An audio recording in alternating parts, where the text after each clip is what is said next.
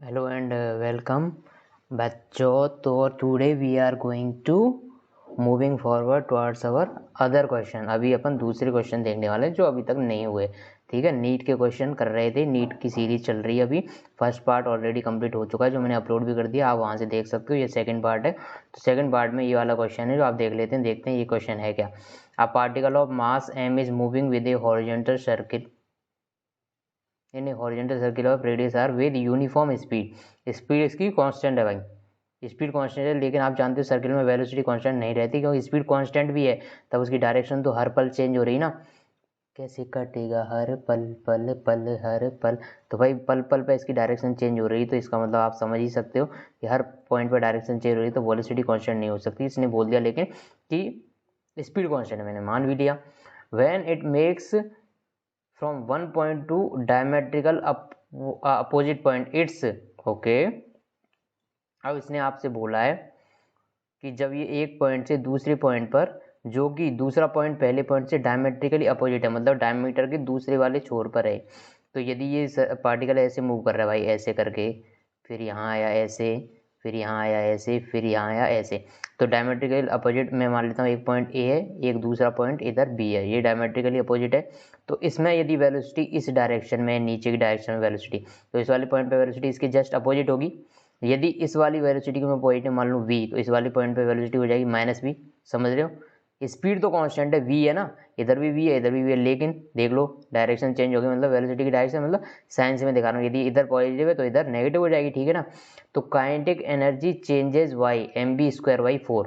क्या इसकी kinetic energy change होगी भाई? काइनेटिक एनर्जी होती है हाफ m इंटू वेलोसिटी का स्क्वायर।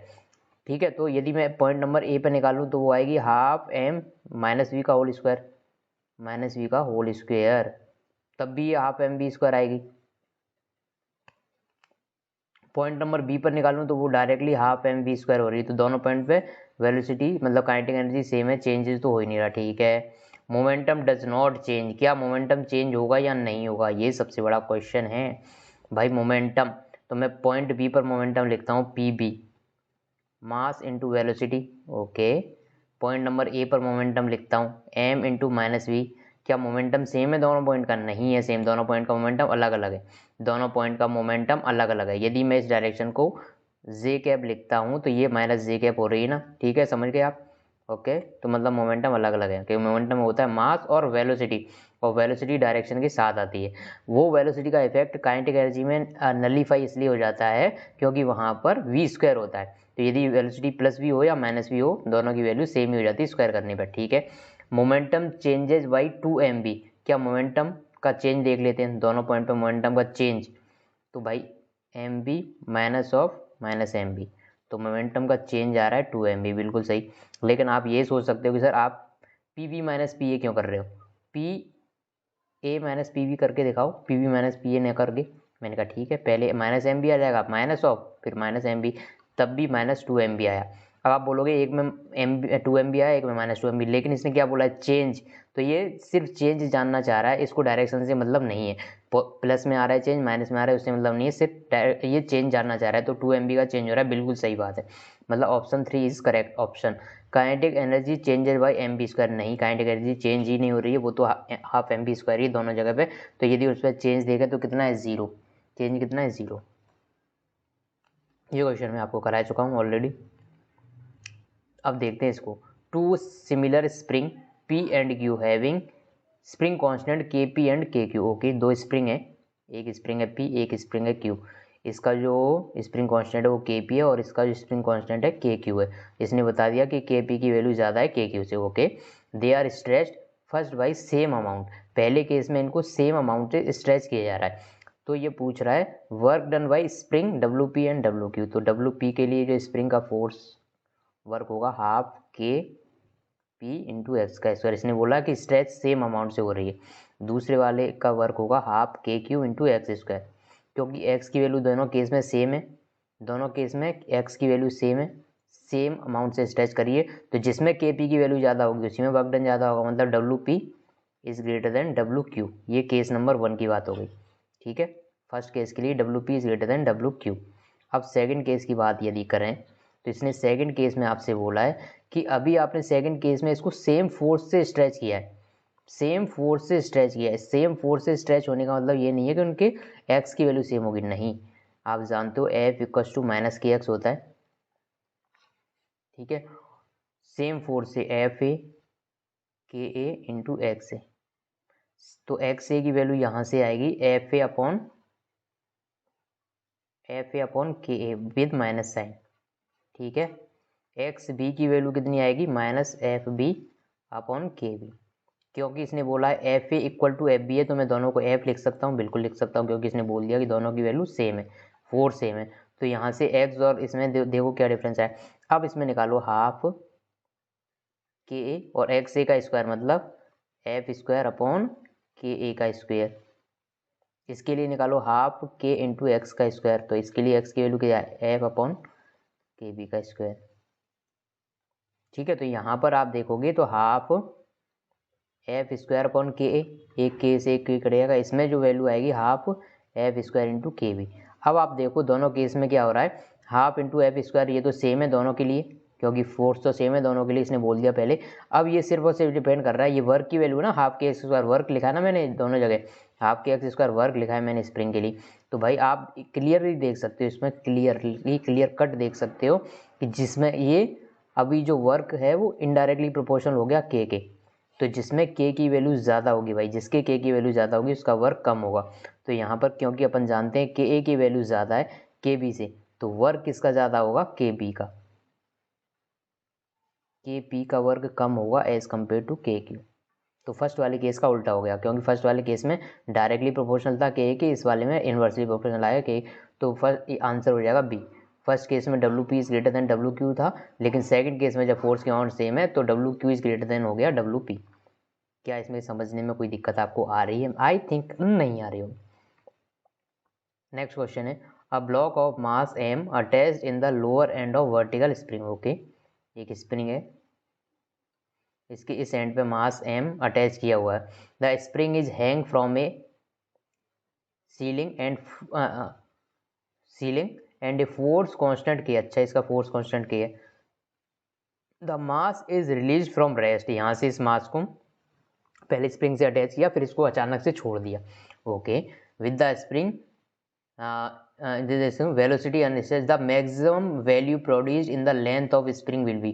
तो ये पूछ रहा है कि स्प्रिंग कितनी लेंथ तक मैक्सिमम खींचेगी। अब ये याद रखना, यदि आप इसको धीरे धीरे छोड़ते, यदि धीरे धीरे छोड़ते हो, तो आप जानते हो कि इस पॉइंट पे अपन क्या कर देते हैं, जितना भी यहाँ पर एम जी होगा, यदि इसको धीरे से छोड़ा तो ये एक्स डिस्टेंस नीचे यदि पहुँचा तो एम जी इक्वल टू के एक्स करते हैं, वहाँ से जो एक्स की वैल्यू आती है वो एम जी बाई के आती है। कब, जब ये क्वेश्चन में लिख के देता कि मैंने इसको मास को रिलीज़ किया एकदम स्लोली, लेकिन इसमें ऐसा कुछ लिखा नहीं है, इसने डायरेक्टली छोड़ा है इसको, इसने बोला डायरेक्टली इसको छोड़ दिया गया, डायरेक्टली मास को लटकाया और रेस्ट से छोड़ दिया गया, लटका के छोड़ दिया, तब ये एम जी इक्वल टू के एक्स नहीं करते। अभी अपने को एनर्जी बैलेंस लगाना पड़ेगा, तो इस जगह पर, और ये इसको मास को लटका के छोड़ दिया, तो यहाँ से ये कुछ एक्सटेंड होगी स्प्रिंग और मास एम यहाँ पर आ जाएगा। तो दोनों जगह यदि एनर्जी बैलेंस लगाऊँ, इसको के इनिशियल यहाँ पर पॉइंट नंबर 1 है, पॉइंट नंबर 2 है, पॉइंट 1 और पॉइंट 2 पर यदि एनर्जी बैलेंस आप लगाओगे तो के आई प्लस यू आई, मतलब के वन प्लस यू वन लिख दूँ इस पॉइंट के लिए, दूसरे पॉइंट के लिए के टू प्लस यू टू। अब जानते हो इस पॉइंट से रिलीज़ किया मतलब इनिशियल वेलोसिटी 0, इनिशियली ये अपनी नेचुरल लेंथ में, तो यहाँ पर कोई पोटेंशियल एनर्जी नहीं है। फाइनली देखो ये स्प्रिंग यहाँ पर जाके भी रेस्ट पे आ गई, यहाँ पे जाके ये स्प्रिंग रेस्ट पे आ गई, मतलब इसकी वेलोसिटी 0 हो जाएगी, प्लस यहाँ पे देखो इसकी जो पोटेंशियल एनर्जी है इस वाले पॉइंट से मास एम एक्स नीचे गया, इसकी पोटेंशियल एनर्जी कितनी डिक्रीज हो गई, minus M G X plus spring की पोटेंशियल एनर्जी कितनी हो गई, हाफ के एक्स स्क्वायर। तो यहाँ से आप इसको सॉल्व करोगे तो M G X equal to half K X square, यहाँ से एक्स की वैल्यू जो आएगी वो आएगी 2 एम जी अपॉन के। तो यदि इसको स्लोली छोड़ते तब कितना एक्सटेंड करती है एम जी अपॉन के, लेकिन इसको अचानक सडनली छोड़ दिया गया तब इसके लिए स्ट्रेच हो जाता है इसमें 2 एम जी बाई के। अच्छा, आप सोच रहे होगे इन दोनों में डिफरेंस क्यों आया। देखो, आप यदि धीरे धीरे छोड़ रहे हो धीरे तो वेलोसिटी आपने कभी इंक्रीज ही नहीं होने दी इसकी, तो इंक्रीज नहीं होने दी तो एक पॉइंट पर जाके रुक गया और वो एक्स कम आई।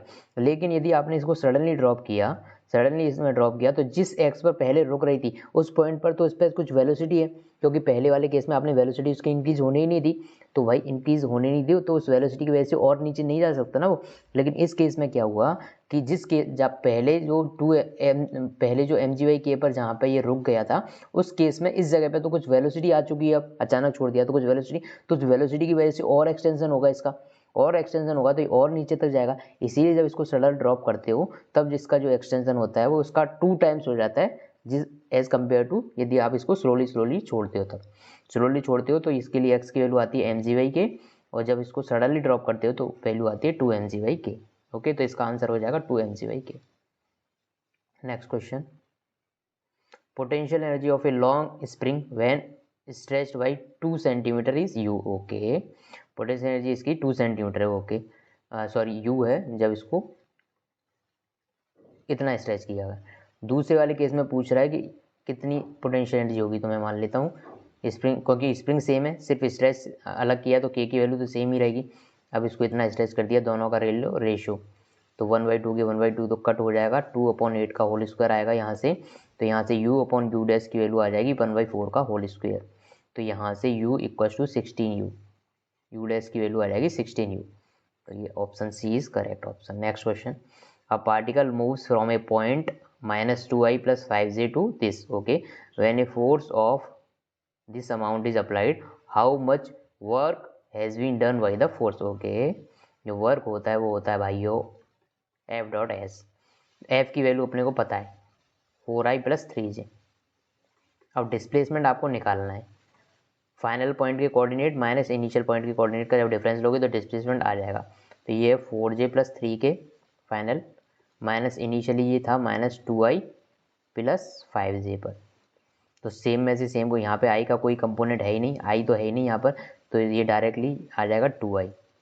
ठीक है, j यहाँ पर है, इसमें माइनस, तो ये +4j - 5j हो जाएगा, ये हो जाएगी वैल्यू -j। k के लिए यदि बात करें तो k सिर्फ इधर है उधर नहीं है, तो ये हो जाएगा 3k। तो फाइनली जो आपका डिस्प्लेसमेंट आया ये आ गया 2i -j 2i -j + 3k। समझ में आई बात आपको, 2i -j, okay, 2i -j और यहाँ पे आ जाएगा k। कोई बात दिक्कत वाली तो नहीं, तो यहाँ से F.S यदि आप करोगे, इसमें जो s का मल्टीप्लाई करोगे तो 2i -j + 3k, तो सेम वाले सेम से मल्टीप्लाई होते हैं, i इससे मल्टीप्लाई होगा 8 हो जाएगा, j वाला j से मल्टीप्लाई हो जाएगा तो -3 हो जाएगा, k इधर है ही नहीं तो इसको मान लो 0k है, तो 0 वाला इससे मल्टीप्लाई होगा 0 हो जाएगा, तो यहाँ पर आंसर आएगा 5 जूल। इसका आंसर आएगा आपका 5 जूल। कोई दिक्कत, अरे बोल दो, नहीं होनी चाहिए। Next question, a mass of 0.5 kg moving with speed of 1.5 metre पर second on horizontal smooth surface. ये जो मास है इस कितना है 0.5 kg, ये इनिशियल वेलोसिटी इसकी है 1.5 मीटर पर सेकेंड। ओके, ये स्मूथ सरफेस है, यहाँ पे कोई फ्रिक्शन वगैरह नहीं है, यदि फ्रिक्शन वगैरह नहीं है तो collides with a nearly weightless spring constant की, ये एक स्प्रिंग से टकराता है जिसका स्प्रिंग कांस्टेंट है 50 न्यूटन पर मीटर। ठीक है भाई, टकरा जा। Maximum compression of spring will be, तो स्प्रिंग में मैक्सिमम कंप्रेशन कितना होगा इतना पूछा है, तो आप ये बताओ यहाँ पर क्या कोई एक्सटर्नल फोर्स है, नहीं, क्या कोई नॉन कंजर्वेटिव फोर्स है, नहीं, यदि कोई नॉन कंजर्वेटिव फोर्स या स्प्रिंग फोर्स, कोई नॉन कंजर्वेटिव फोर्स या एक्सटर्नल फोर्स नहीं है तो उनका वर्क डन कितने हो जाएंगे 0। तो क्या आप यहाँ पे एनर्जी बैलेंस निकाल सकते हो, लगा सकते हो, बिल्कुल लगा सकते हो।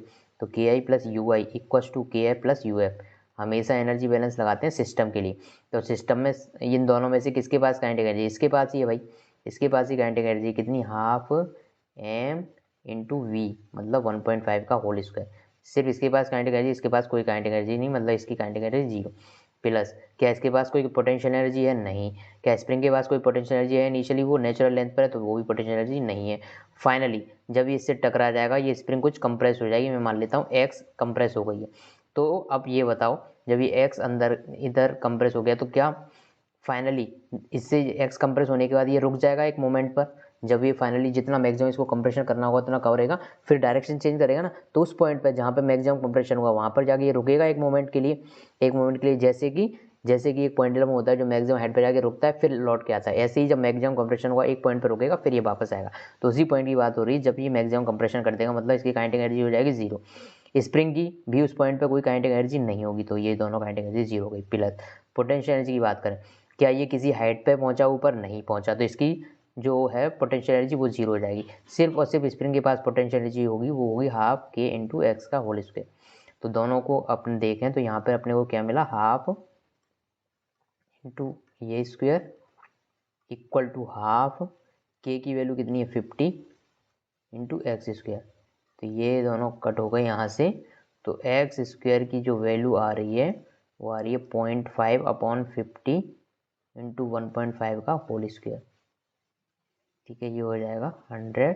यहाँ से जो x की वैल्यू आएगी अंडर रूट ऑफ 1.5 का स्क्वायर अपॉन 10 का स्क्वायर, यही वैल्यू आ रही।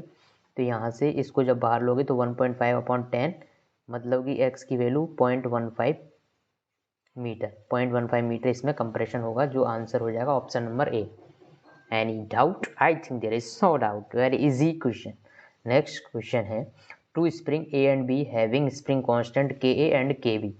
ओके, दो ये के बी है, आपको बताया दो स्प्रिंग हैं जिनके एक का स्प्रिंग कांस्टेंट के है, एक का दूसरे का है के बी। अब आपको ये भी बताया है जो के है ना वो 2 टाइम्स है के बी का, मतलब ये 2 गुना है इसका के बी का। ठीक है, तो इसका सिर्फ स्प्रिंग कांस्टेंट के बी है और के की वैल्यू 2 के बी है। ठीक है, are stretched by applying force of equal magnitude, इनमें दोनों को स्ट्रेच किया गया इक्वल मैग्नीट्यूड का फोर्स लगा के, इक्वल मैग्नीट्यूड का फोर्स लगा के, दोनों को सेम अमाउंट से स्ट्रेच नहीं किया गया। तो अभी जैसा पिछले बार क्वेश्चन किया था वैसा ही क्वेश्चन बन गया ये तो। If energy stored in spring A is E A, spring जो स्प्रिंग एनर्जी स्टोर्ड हुई वो ई ए है, then energy stored in B, तो आपको ई बी की वैल्यू बतानी है ई ए की फॉर्म में। ठीक है, बता देते हैं।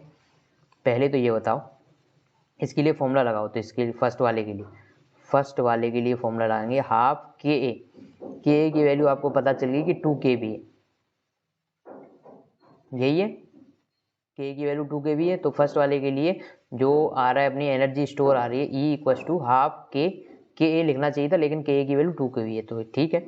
फर्स्ट वाले के लिए एनर्जी स्टोर ई ए की वैल्यू जो है वो हाफ इंटू के इंटू एक्स का स्क्वायर, लेकिन एक्स सेम नहीं है तो एक्स को मैं क्या करता हूँ, आप जानते हो एफ इक्वल टू के एक्स होता है, एफ इक्वल टू के एक्स होता है। तो इसके लिए एक्सटेंशन में निकाल दूं, क्योंकि एक्सटेंशन की वैल्यू अलग अलग है। तो एक्स ए का एक्सटेंशन यदि मुझे निकालना है, एक्स ए का एक्सटेंशन निकालना है तो 4 से, तो यहाँ से एक्स ए की जो वैल्यू आएगी वो एफ ए अपॉन के ए आएगी।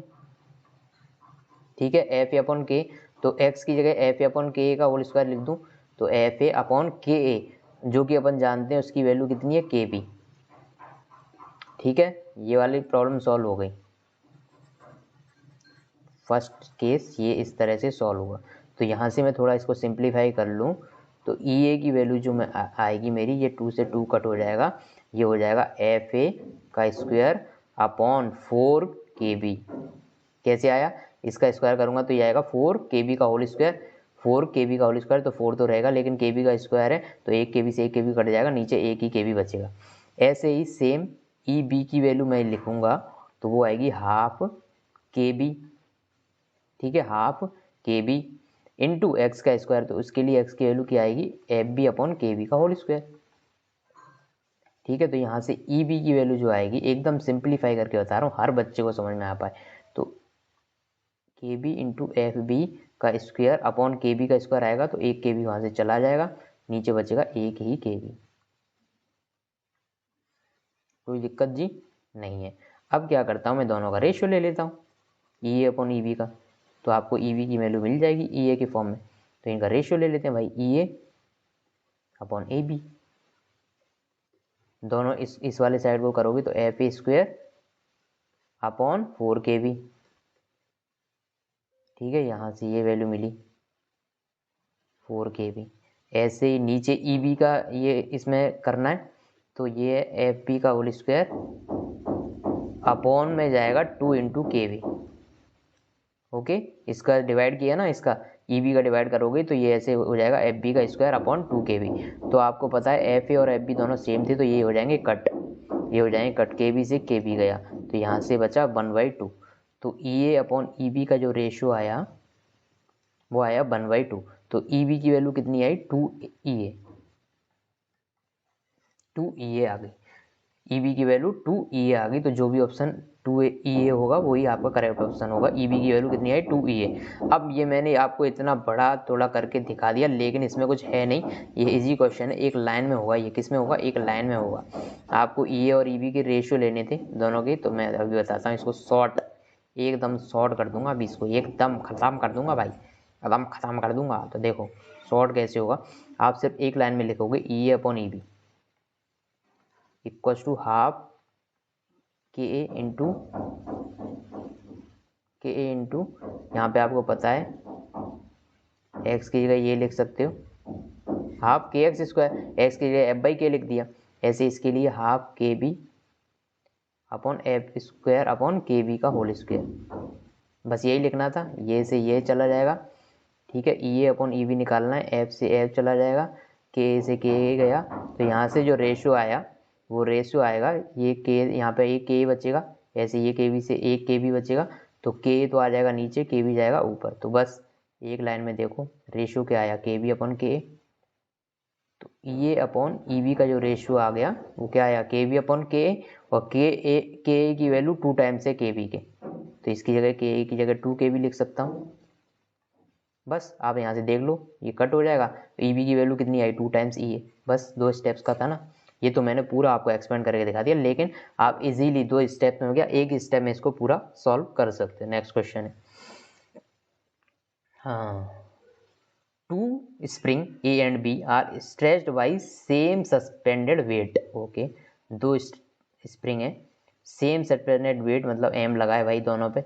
इसका मतलब दोनों में स्प्रिंग फोर्स सेम है, क्योंकि mg लगेगा भाई, यहाँ पर भी mg, यहाँ पर भी mg, मतलब जो फोर्स लग रहा है भाई वो फोर्स सेम है। फोर्स क्या होता है K into x, force same है, दोनों में फोर्स सेम है, mg है भाई, दोनों में फोर्स mg है, मतलब फोर्स की वैल्यू सेम है, लेकिन के डिफरेंट है दोनों की। तो यहाँ पर एक्स ए की वैल्यू, यदि मैं इसको ए बोलूँ एक्स ए, तो यहाँ पर एक्स के की वैल्यू कितनी आएगी, फोर्स तो सेम है mg, तो मैं एफ लिख देता हूँ इसको अपॉन के ए। यहाँ पर एक्स वी की वैल्यू कितनी आएगी, फोर्स अपॉन के बी। समझ सकते हो आप, एक्स की वैल्यू दोनों के लिए निकाल दिया आपने, ठीक है ठीक है। Then the ratio of work done in stretching, आपको वापस वो वर्क डन का रेशियो निकालना है। इसके लिए work done W A half के ए इंटू एक्स स्क्वायर, मतलब ये वाला स्क्वायर। इसके लिए डब्ल्यू वी की वैल्यू जो आएगी हाफ के बी इंटू इसका square, F A upon K B का square.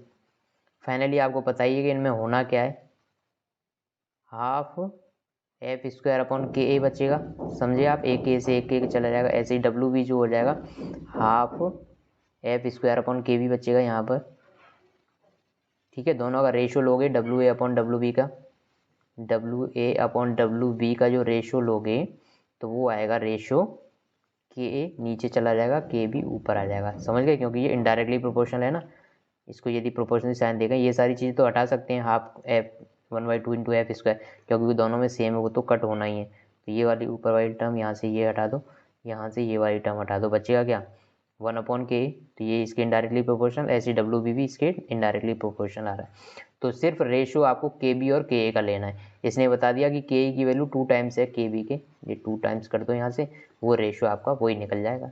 Okay, W A by W B का रेशियो क्या आ जाएगा 1/2, W A upon W E का रेशियो क्या आ जाएगा 1/2। तो कोई दिक्कत वाली बात नहीं, इजी क्वेश्चन था, पुराने की जैसे ही था, पुराना और ये क्वेश्चन लगभग सेम ही है।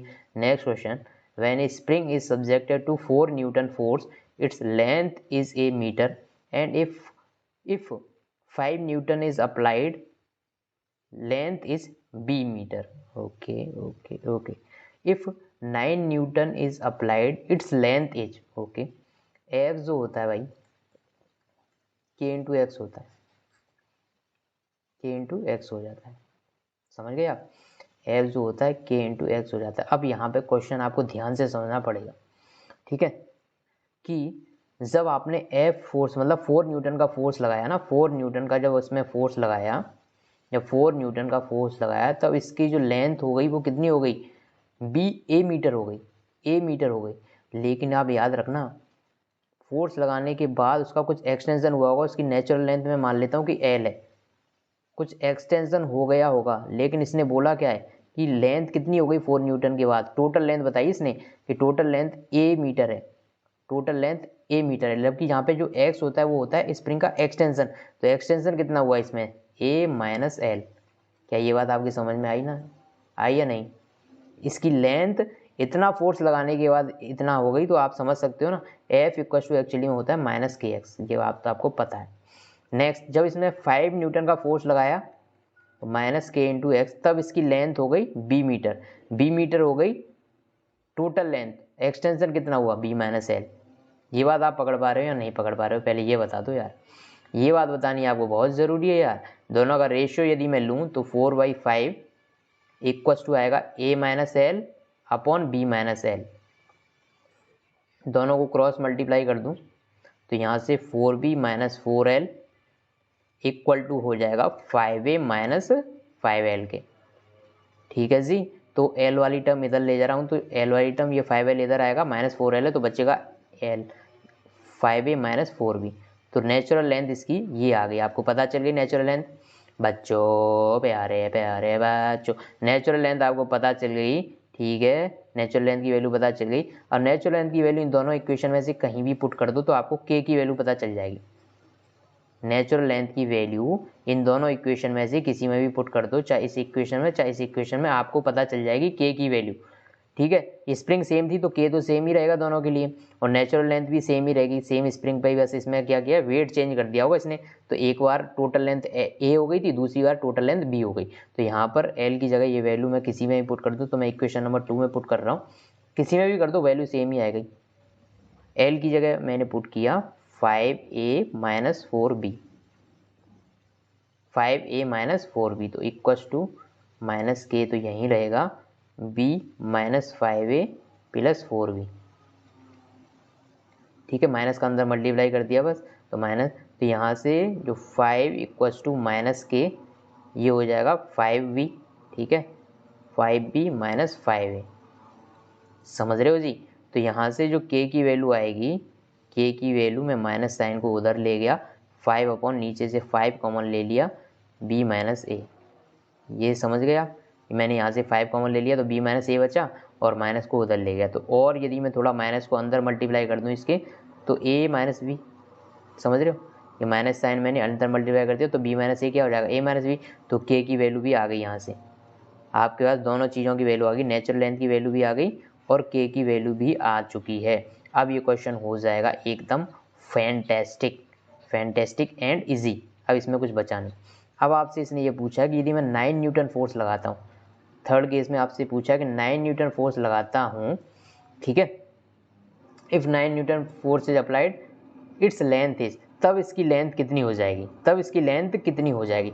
तो मैं मान लेता हूँ, ठीक है, इसमें 9 न्यूटन फोर्स लगा दिया आपने, 9 न्यूटन फोर्स, वो भी माइनस के की वैल्यू पता है मुझे, माइनस तो साइन लगेगा ही लगेगा भाई, माइनस के एक्स है ना फॉर्मूला, तो के की जगह मैंने पुट कर दिया इनटू एक्स। मैं मान लेता हूँ कि फाइनल जो लेंथ हो गई कितनी हो गई, मैं मान लेता हूँ इस केस में सी हो गई, सी हो गई, तो सी माइनस नेचुरल लेंथ मुझे पता ये रही। ठीक है, नेचुरल लेंथ ये हो गई, तो 5a माइनस 4b। तो यहाँ से आप c की वैल्यू निकाल सकते हो इजीली कि टोटल लेंथ कितनी हो गई होगी, टोटल लेंथ कितनी हो गई होगी एक्सटेंशन के बाद, टोटल लेंथ कितनी हो गई होगी वो आप इजीली निकाल पाओगे। ये टोटल मैंने मान लिया कि टोटल लेंथ c हो गई थी, c माइनस नेचुरल लेंथ करनी पड़ेगी तभी x की वैल्यू मिलती है।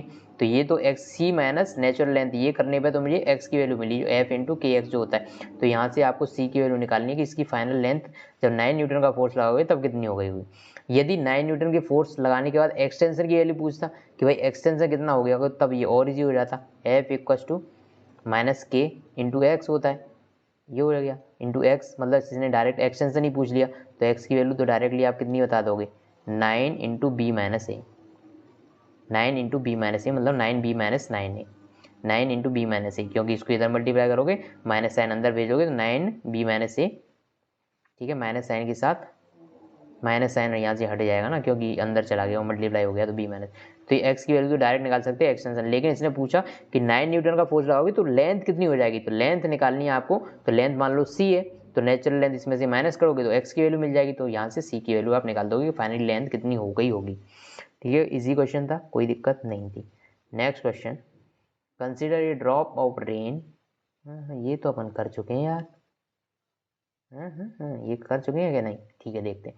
Consider a drop of rain water having of mass 1 gram falling from A height of 1 kilometre. Okay, 1 gram rain drop है भाई, 1 ग्राम है उसका मास है इसका 1 ग्राम। ठीक है, इसको लिख सकता हूँ 1/1000 kg। ये फॉल हो रही है, नीचे गिर रही है 1 किलोमीटर नीचे, 1 किलोमीटर मतलब 1000 मीटर नीचे गिर रही है यहाँ तक। ठीक है, गिर जा भाई। If it hits the ground with a speed of 50 metre पर सेकंड, जब ये यहाँ पर गिरने वाली है तो उससे जस्ट पहले इसकी वेलोसिटी कितनी है, 50 मीटर पर सेकंड। टेक जी की वैल्यू आपको 10 मीटर पर सेकंड स्क्वायर लेनी है। The work done by gravitation force and resistive force. Okay, तो पहले ग्रेविटेशन फोर्स का वर्क निकाल लेते हैं। mgh होता है वो, तो ग्रेविटेशनल फोर्स का वर्क कितना होता है mgh। इस पर mg किधर लगेगा, नीचे लगेगा, hv मतलब इसका डिस्प्लेसमेंट जो हो रहा है वो भी नीचे हो रहा है, मतलब दोनों सेम डायरेक्शन में, दोनों के बीच में cos थीटा 0, mgh इसका मतलब वर्क डन, इसका ग्रेविटेशन का क्या आएगा, पॉजिटिव होगा। जिस डायरेक्शन में mg उसी डायरेक्शन में डिस्प्लेसमेंट हो रहा है, मतलब दोनों के बीच में एंगल कितना बनना है, 0 डिग्री, मतलब mgh की वैल्यू तो आएगी पॉजिटिव। तो वो निकाल देते हैं। मास है कितना इसका 1/1000 ग्राम, जी की वैल्यू 10 लेने के लिए बोला, एच कितना है 1000 किलोमीटर, एच कितना है 1000 किलोमीटर। ये इससे कट गया तो डब्ल्यू जी की वैल्यू आ गई 10 जूल। ग्रेविटेशनल फोर्स की वजह से जो वर्क डन हुआ वो 10 जूल हुआ। अब आपको निकालना है work done by air resistance. तो भाई total work done equals to change in kinetic energy होता है कि नहीं, तो टोटल वर्क डन यहाँ पे किसकी वजह से हुआ, ग्रेविटेशनल फोर्स की वजह से और रेजिस्टेंस फोर्स की वजह से। Change in kinetic energy half M final velocity का स्क्वायर, तो फाइनल वेलोसिटी कितनी हो गई, ये रही, माइनस इनिशियली जस्ट यहाँ से इसको ड्रॉप किया था, तो मतलब इनिशियली वेलोसिटी कितनी होगी 0, तो इसकी काइनेटिक एनर्जी भी 0 हो जाएगी। अब मुझे डब्ल्यू जी की वैल्यू पता है, डब्ल्यू आर मुझे निकालना है, बाकी सारी चीज़ें मैं यहाँ से लिख सकता हूँ। मास कितना है अपना 1 ग्राम मतलब 1/1000 इंटू ये तो 2500। ठीक है, 1/4, ये दोनों चीज़ कट गई यहाँ से, ये आ जाएगा 5/4 इक्वल्स टू 1.25। ठीक है, तो 10 प्लस डब्ल्यू आर की वैल्यू आ रही है 1.25। तो यहाँ से डब्ल्यू आर की वैल्यू जो रेजिस्टेंस फोर्स की वैल्यू आएगी -8.75 जूल, -8.75 जूल। तो आपका option number C is the correct option. वैसे मैं आपको एक चीज़ और बता दूं, यहाँ पर आपको ये डब्ल्यू आर की वैल्यू कैलकुलेट करने की ज़रूरत ही नहीं थी।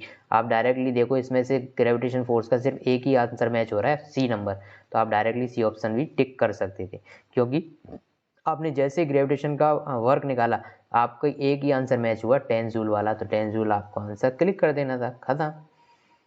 Next question, okay, a bullet of mass 100 grams moving horizontally with a speed of 400 meter per second strikes a wooden block of mass 2 kg which is suspended by light inextensible string of length 5 meter.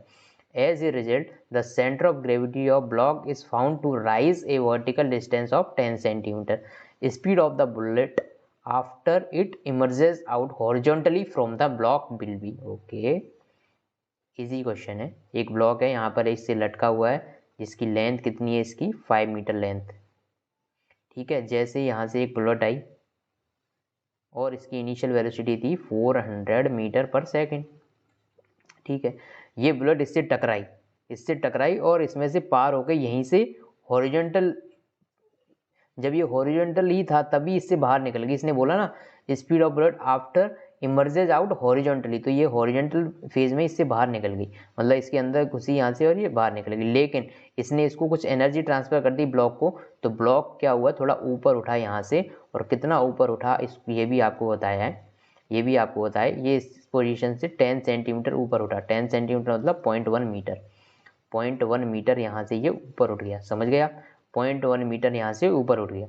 आपसे पूछा क्या है यहाँ पर कि emerges out horizontally. अच्छा, जब ये बुलेट यहाँ से बाहर निकली तब इसकी क्या वेलोसिटी होगी, तो बताओ इसकी वेलोसिटी कैसे निकालोगे। जब ये यहाँ से इमर्ज होके आउट निकल रही होगी, इमर्ज होके बाहर निकल रही होगी, तब इसकी वेलोसिटी क्या होगी, आपको ये बताना है। बोलो बोलो बोलो। सबसे पहले आप क्या कर सकते हो, जब ये बुलेट इससे टकराई यहाँ पर, तो क्या इसका मोमेंटम कंजर्व कर सकते हो। Initially P I total system का moment equals to final momentum. तो इनिशियली तो सिर्फ बुलेट के पास वेलोसिटी है हाफ, इसका मास कितना है बुलेट का 10 ग्राम। 10 ग्राम मतलब 10/1000 kg इंटू वेलोसिटी का स्क्वायर, हाफ mv²।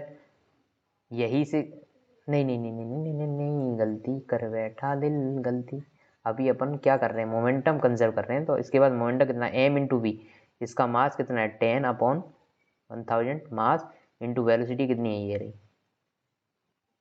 ठीक है, इनिशियली और कोई मोमेंटम है क्योंकि ये तो स्टेशनरी था, यहाँ पर कोई मोमेंटम नहीं, लेकिन टकराने के बाद मुझसे टकरा गई बाद मुद्दत के वो और पहले की जैसा नजा जाग। अब ये जब इससे टकरा गया, इससे बाहर निकल रहा है ये, तो इसकी वेलोसिटी मैं मान लेता हूँ बुलेट की वेलोसिटी हो गई v। ठीक है, और टकराने के बाद इस ब्लॉक की वेलोसिटी हो गई v डैश। ब्लॉक की वेलोसिटी मान लेता हूँ v डैश हो गई, और बुलेट जब इससे बाहर निकली तब इसकी वेलोसिटी हो गई v।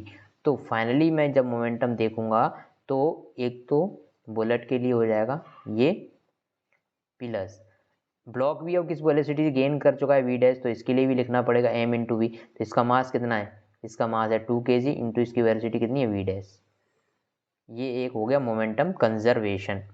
मोमेंटम कंजर्व हो गया, लेकिन इसमें दो वेरिएबल है v and v dash. v जहाँ पर है velocity of bullet after emerging out, जब ये इससे बाहर निकल रही है हॉरिजॉन्टली तब इसकी वेलोसिटी, और b डैश है velocity of block at horizontal position. ठीक है, इस वेलोसिटी की वजह से ये कुछ ऊपर जा रहा है, जो आपको बता दिया 0.1 मीटर जा रहा है।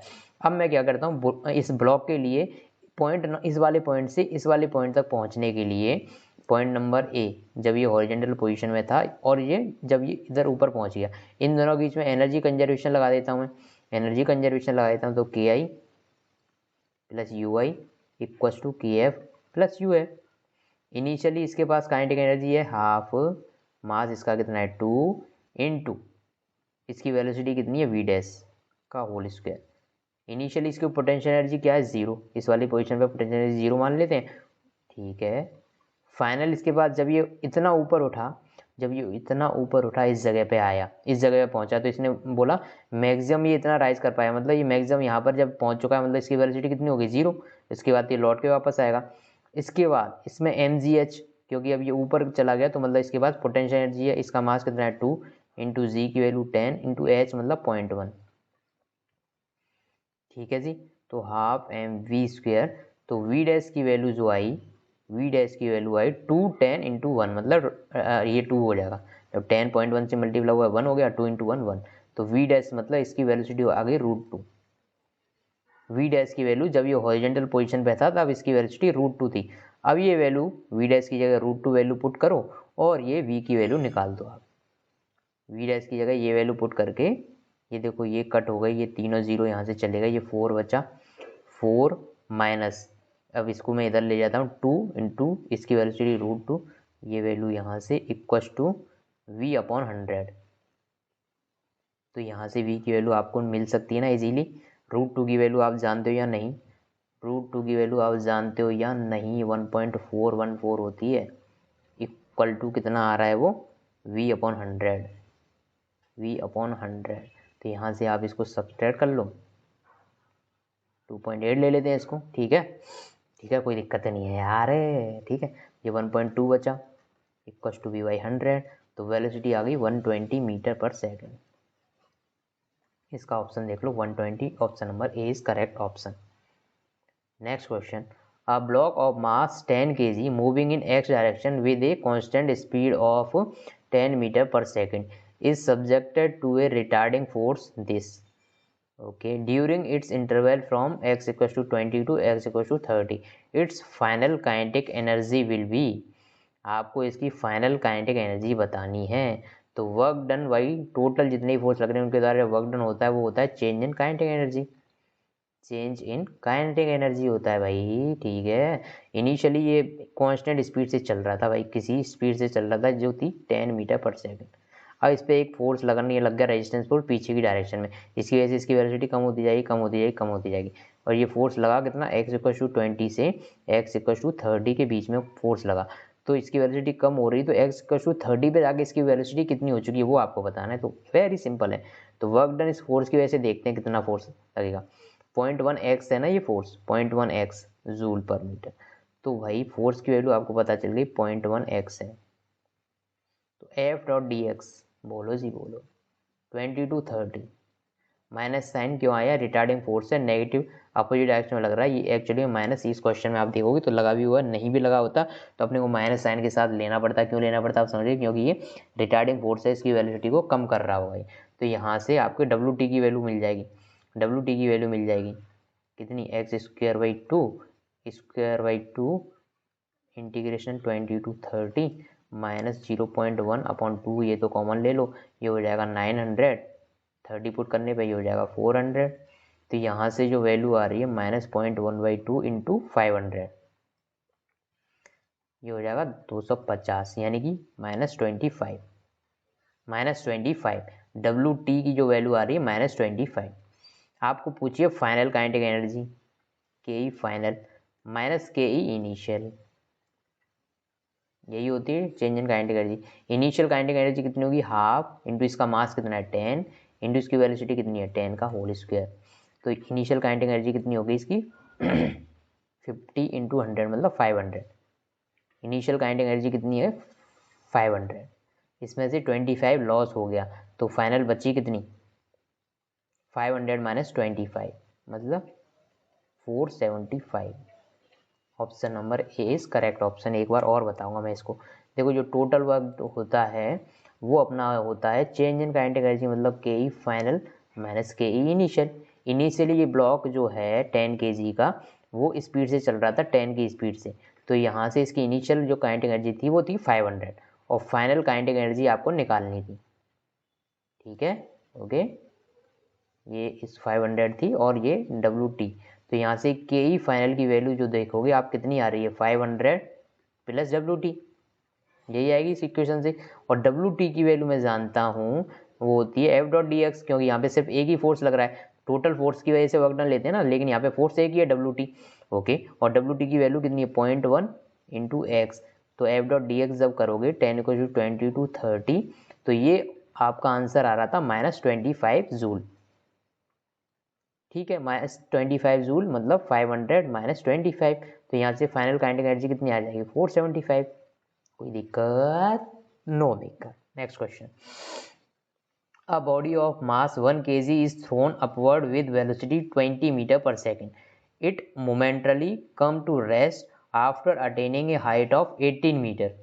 How much energy is lost due to air friction? Okay जी ओके, आपने कोई यहाँ से एक चीज़ फेंकी 20 मीटर पर सेकंड की स्पीड से और ये ऊपर कितना गई, इस वाले पॉइंट से ऊपर गई 18 मीटर और 18 मीटर जाके ये रुक गई।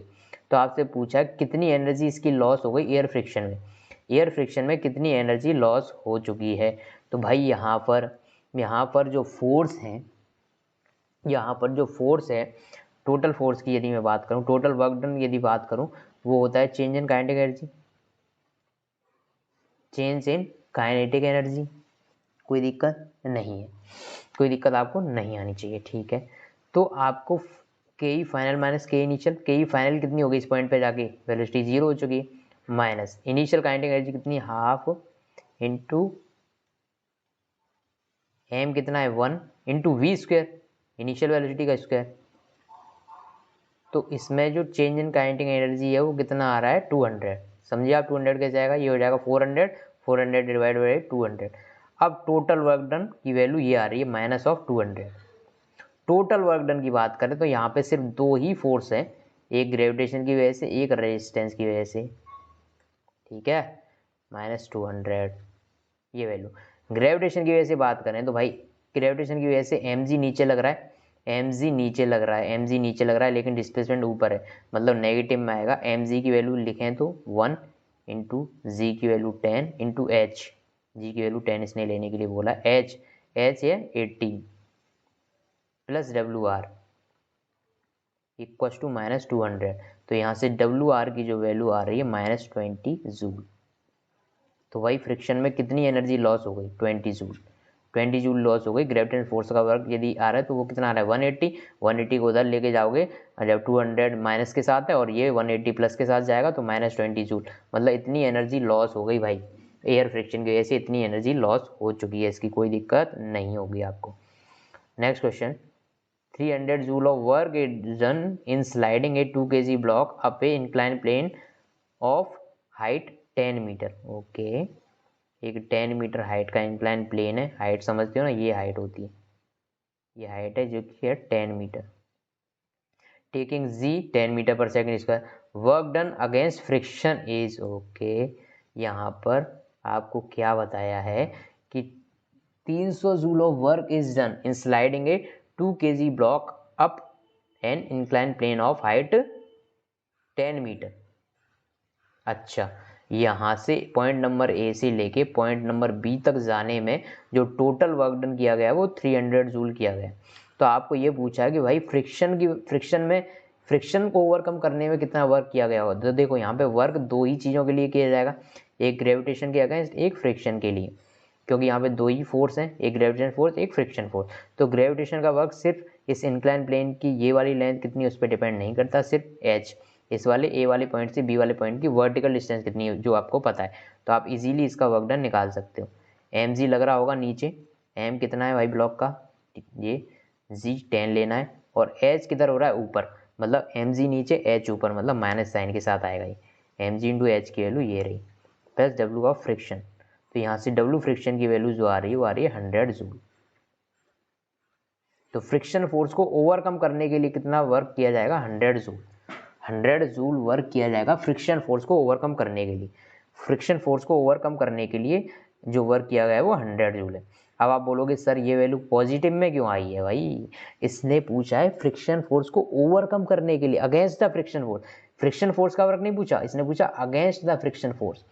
फ्रिक्शन फोर्स के अगेंस्ट कितना, अच्छा नहीं समझे आप। देखो मेरे हाथ में कोई एक ब्लॉक है, तो मुझे उसको ग्रेविटी के अगेंस्ट उठाना पड़ेगा ना।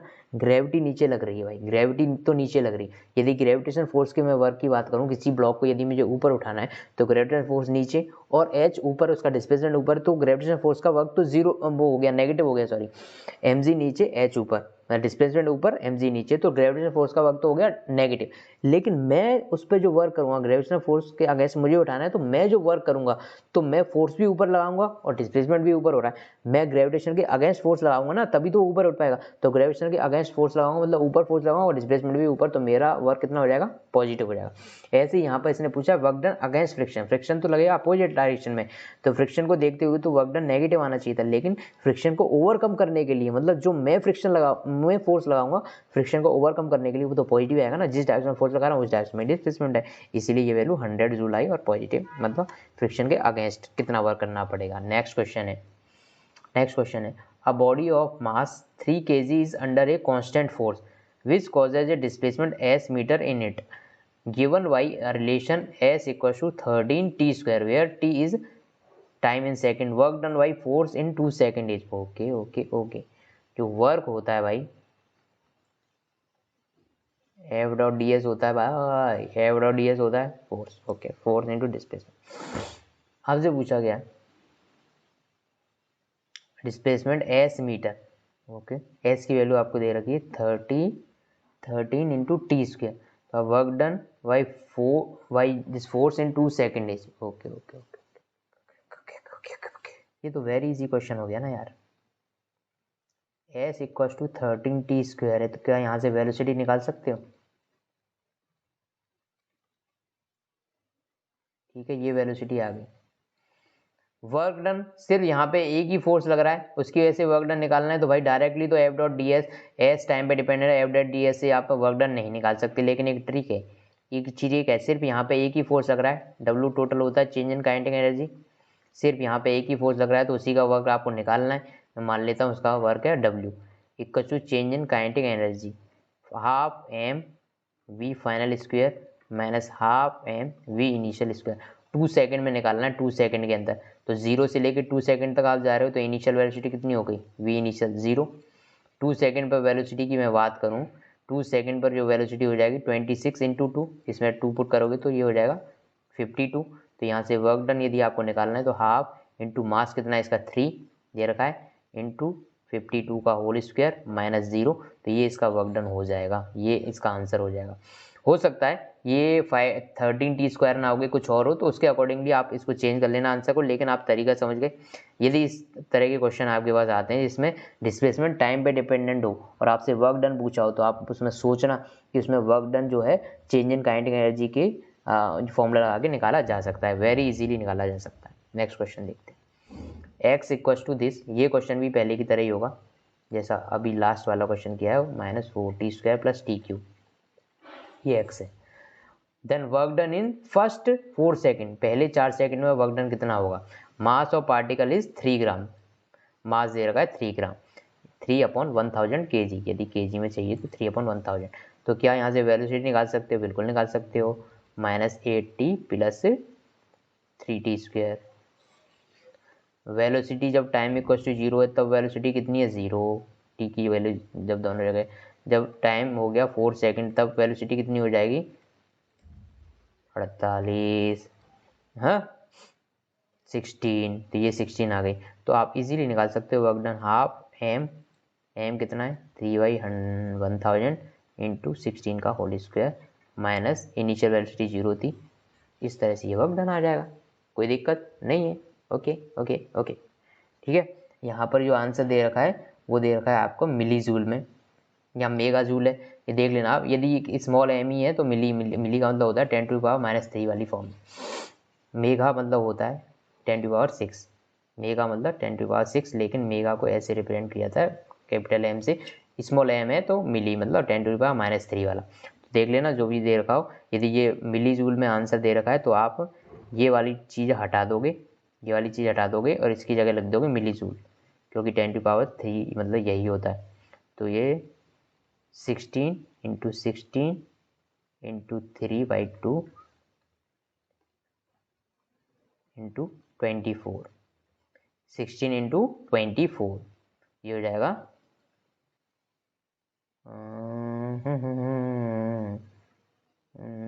384।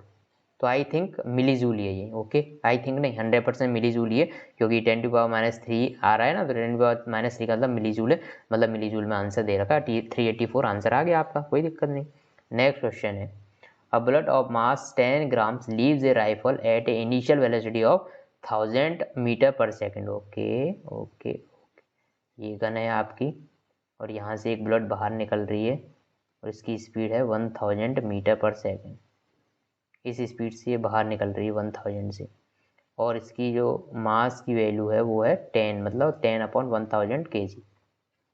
Okay, strikes the earth at is same level with a velocity of 500 metre per second, the work done in joule to overcome the resistance of air will be. Okay okay okay, तो आपसे पूछा भाई कि air के resistance को overcome करने में इसने कितना वर्क किया, तो भाई जो वर्क होगा वो चेंज इन काइनेटिक एनर्जी मतलब के फाइनल माइनस के इनिशियल। यहाँ पे सिर्फ और सिर्फ वर्क, देखो हो क्या रहा है कि जो वो बुलेट निकल रही तो उसकी वेलोसिटी कम होती जा रही है, क्योंकि फाइनल वेलोसिटी 500 हो गई, इनिशियली 1000 से निकली थी, तो वेलोसिटी कम किस वजह से हुई, क्योंकि वहाँ पे कोई ना कोई फोर्स वर्क कर रहा है, और वर्क कौन सा फोर्स कर रहा है, रेजिस्टेंस फोर्स, तो इसने उसी रेजिस्टेंस फोर्स की वैल्यू पूछी। यहाँ पे सिर्फ और सिर्फ एक ही फोर्स है रेजिस्टेंस फोर्स, उसी का वर्क आपको निकालना है। तो डब्ल्यू नेट, डब्ल्यू टोटल जो होता है चेंज इन काइनेटिक एनर्जी होता है, वही करना है, हाफ इंटू एम को बाहर ले लेता हूँ मैं, और V final square minus V initial square, तो वी फाइनल कितना है 1000 का होल स्क्वायर माइनस इनिशियली कितना था 500 का होल स्क्वायर। यहाँ से आपको आंसर मिल जाएगा work done by resistance force, work done resistance force का वर्क डन आप इजीली यहाँ से निकाल सकते हो।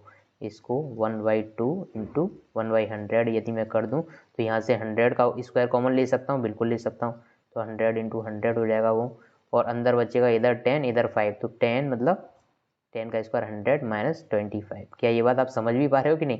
देखो यहाँ से मैंने 100 कॉमन ले लिया, 100 का स्क्वायर कॉमन ले लिया, क्यों, इसमें भी 100 का स्क्वायर आ रहा है, इसमें भी 100 का स्क्वायर, तो दोनों में से 100 का स्क्वायर कॉमन ले लिया मैंने, समझ गया।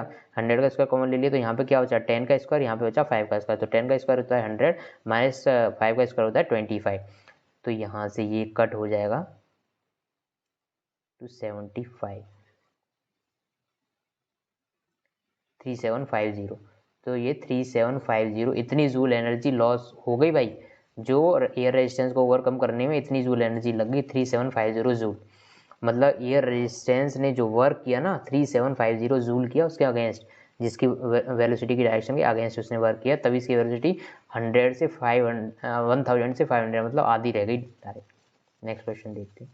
A particle moves with a velocity this under the influence of constant forces. Instantaneous power applied to the particle is okay. Power जो होती है work done per unit time, लेकिन आप जानते हो वर्क होता है एफ डॉट एज। ठीक है, तो एफ डॉट एज, और इसको यदि देखें, ठीक है, इसको डिफरेंशियल फॉर्म में लिखो तो मजा आएगा। ये हो जाएगी, इसको यदि डिफरेंशियल फॉर्म में लिख सकते हैं, ऐसे बिल्कुल लिख सकते हैं, ये हो जाएगा F dot D S upon D T. आप जानते हो D S upon D T क्या होता है भाई, वेलोसिटी। तो यहाँ से जो पावर का फॉर्मूला होता है एफ डॉट वी आ गया, यहाँ पर एफ फोर्स है, वी है इंस्टेंटेनियस वेलोसिटी, उस इंस्टेंट पे कितनी वेलोसिटी है। तो आप उस इंस्टेंट पे यदि वेलोसिटी आपको पता है, क्योंकि D S by D T आपको क्या देता है, इंस्टेंटेनियस वेलोसिटी। यदि इंस्टेंटेनियस वेलोसिटी पता है, फोर्स पता है, तो दोनों का डॉट प्रोडक्ट ले लो, आपको पावर की वैल्यू मिल जाएगी। अब आपके लिए ये क्वेश्चन धुआं करने में टाइम नहीं लगेगा आपको, 2 मिनट तो ज़्यादा बोल दिया मैंने। Power F dot V, force आपको पता है 10I plus 10J plus 20K, dot V velocity आपको पता है 5I minus 3J plus 6K, 5I minus 3J plus 6K, दोनों का लेना है डॉट प्रोडक्ट, ले लो I का I से 50, J का J से माइनस 30 प्लस K का K से 120। तो यहाँ से जो वैल्यू आई 140, पावर की यूनिट है वॉट। वॉट जो होता है, वॉट का मतलब होता है जूल पर सेकंड, चैप्टर पढ़ा था तब अपन ने देखा था, वॉट मतलब जूल पर सेकंड ही होता है। नेक्स्ट क्वेश्चन इसके अलावा देखेंगे, an electrical lift with a maximum load of 200 kg is moving up with a constant speed of 1.5 metre पर second, the friction force opposing the motion is 3000 newton. देखो कुल मिला के ये जो मैक्सिमम लोड ले सकती है ना इलेक्ट्रिक लिफ्ट, इसके अंदर मैक्सिमम कितना मास जा सकता है लिफ्ट का, और इसके अंदर जो पैसेंजर बैठे हुए हैं उनका मास मिला के टोटल 2000 kg ये ऊपर ले जा सकती है। ये 2000 ऊपर ले जाएगी तो इसमें नीचे mg कितना लगेगा, 20,000 mg, मास हो गया 2000 मल्टीप्लाइड बाई जी की वैल्यू 10 लेनी है आपको, तो ये हो जाएगा 20,000। और इसने बोला है कि एक फ्रिक्शन, अपोजिंग फ्रिक्शन भी लग रहा है इसमें। क्यों लग रहा होगा भाई, क्योंकि यहाँ पे वायर वगैरह और इसके बीच में फ्रिक्शन होगा, तो फ्रिक्शन भी इसको अपोज करेगा, ये ऊपर जाना चाह रही है, फ्रिक्शन अपोजिट डायरेक्शन में लगेगा नीचे। 3 ये इतना लग रहा है और ये इतना लग रहा है, तो टोटल इसमें अपोजिंग फ्रिक्शन कितना है, टोटल इसमें कितनी पावर चाहिए इसको ऊपर उठाने के लिए, इन दोनों का समीशन, इन दोनों को समीशन कर लो तो 20,000 प्लस 3000, तो ये हो जाएगा 23,000। इतने भाई फोर्स की जरूरत है इसको ऊपर ले जाने के लिए, क्योंकि इसमें अपोजिट डायरेक्शन में इतना फोर्स लग रहा है। तो minimum power delivered by motor to lift it, okay, तो मिनिमम आपको कितनी पावर की रिक्वायरमेंट होगी इसको ऊपर ले जाने के लिए, तो ये होता है वर्क अपॉन टाइम, पावर का फॉर्मूला वर्क अपॉन टाइम। लेकिन यहाँ पर टाइम वगैरह तो कुछ दे नहीं रखा, लेकिन मुझे दूसरा फॉर्मूला भी पता है एफ डॉट वी, तो फोर्स और वी, तो मिनिमम आपको कितनी पावर लगानी पड़ेगी, तो आपके लिए पूछा है इसने भाई, आपके लिए आपको कितनी पावर लगानी पड़ेगी। तो ये फोर्स यदि वो पूछता कि इन फोर्स के ओवरकम करने के लिए इन फोर्स की वजह से कितनी पावर चल रही, तो भाई देखो फोर्स है नीचे ले जाना है आपको इसको ऊपर, तो दोनों के अपोजिट है, क्योंकि वेलोसिटी तो ऊपर होनी चाहिए ना, तभी तो ये ऊपर जाएगा, वेलोसिटी ऊपर होनी चाहिए, फोर्स नीचे लग रहे हैं, तो दोनों के बीच में अपोजिट साइन होता है, मतलब आपको नेगेटिव आता है यहाँ पर, negative F into V, direct multiply करते हैं लेकिन नेगेटिव साइन के साथ, क्योंकि उनकी डायरेक्शन अपोजिट है। लेकिन वो आपसे पूछ रहा है कि आपको इतने फोर्स को ओवरकम करने के लिए, यदि आपको इतना फोर्स ओवरकम करना है, तो वही मैंने जो अभी चीज़ बताई थी कि यदि ग्रेविटेशन नीचे लग रहा है तो मुझे फोर्स ऊपर लगाना पड़ता है, ऐसे ही इसमें इतना फोर्स नीचे लग रहा है 23,000 न्यूटन का नीचे लग रहा है, तो आपको इसको ऊपर उठाने के लिए फोर्स ऊपर लगाना पड़ेगा। तो फोर्स भी ऊपर, वेलोसिटी भी ऊपर, इसलिए डायरेक्टली मल्टीप्लाई हो जाएंगे दोनों के बीच में एंगल 0। एफ इंटू वेलोसिटी ये रही, आपको ये मल्टीप्लाई करना है, बस इतना फोर्स आपको लगाना पड़ेगा। 34500 34500 option C is correct option 34500। और इसकी यूनिट तो आपको पता ही है कि आएगी एफ डॉट वी, वॉट में यूनिट आज आएगी, कोई दिक्कत। एफ डॉट वी डायरेक्ट मैंने लगा दिया, इस तरह से क्वेश्चन आ गया। Energy date will be ideally radiated by 1000 kilometre transmitter in 1 our is 1 kilowatt, sorry 100 kilowatt, मतलब ये क्या होगी, जब किलोवाट में वैल्यू दे दी तो ये किसकी वैल्यू, पावर की। यदि मैं इसको वॉट में कन्वर्ट करना चाहूँ तो ये वैल्यू आ जाएगी वॉट में। ओके, ये पूछ रहा है ये कितनी एनर्जी डिलीवर कर सकता है 1 घंटे में। तो पावर जो होती है वर्क डन अपॉन टाइम, ये क्या है, वर्क है। वर्क क्या होता है भाई, एक तरह से एनर्जी होता है भाई, एनर्जी प्रोवाइड करता है। तो वर्क की वैल्यू जो चाहिए पावर इंटू टाइम से आएगी। पावर आपको पता है जी बोलिए जी, टाइम कितना है 1 आवर। 1 आवर का मतलब होता है 3600 सेकेंड। तब ये वैल्यू आएगी किसमें, जूल में। वर्क है ना यहाँ पर, वर्क आएगा जूल में। वर्क जूल में कब आता है, जब पावर की वैल्यू तो आप पुट करो किसमें, वॉट में। पावर की वैल्यू जब वॉट में पुट करो और टाइम की वैल्यू सेकंड में। क्यों ऐसा क्यों बोल रहा हूँ मैं, क्योंकि जब पावर की वैल्यू वॉट में पुट करोगे तो वॉट का मतलब होता है जूल पर सेकंड, टाइम को सेकंड में पुट कर दिया तो सेकंड से सेकंड कट जाता है, यहाँ पे वैल्यू आती है जूल में। तो ये इतनी आपको पावर मतलब ये आ जाएगी, ये 10 की पावर 3 और 2 5 और 2 7 joule. 36 into 10 to power 7 joule, मतलब option A is correct option. I think आगे की क्वेश्चन अब नेक्स्ट क्लास में